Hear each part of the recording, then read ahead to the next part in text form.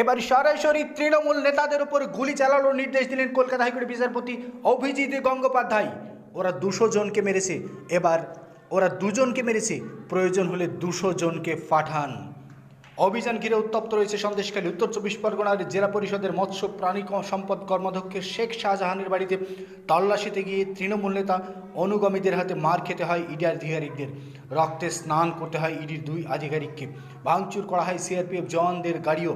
বাংলা তথা দেশের ইতিহাসে এটা অত্যন্ত লজ্জাজনক ঘটনা মত বিচারপতি গঙ্গোপাধ্যায়ের। আজ কলকাতা হাইকোর্টের বিচারপতি অভিজিৎ গঙ্গোপাধ্যায় কড়া মন্তব্য করলেন এবং রাজ্যপালের দিকেও মন্তব্য করে বললেন, এখনও রাজ্যপাল কিছু বলছে না কেন? অর্থাৎ রাজ্যে 356 ধারা জারি করার কি উপযুক্ত পরিবেশ, সেটাই বোঝাতে চেয়েছেন বিচারপতি গঙ্গোপাধ্যায়। 2 জন ইডি আধিকারিককে রক্তে স্নান করিয়ে দিয়েছে তৃণমূল নেতার অনুগামীরা।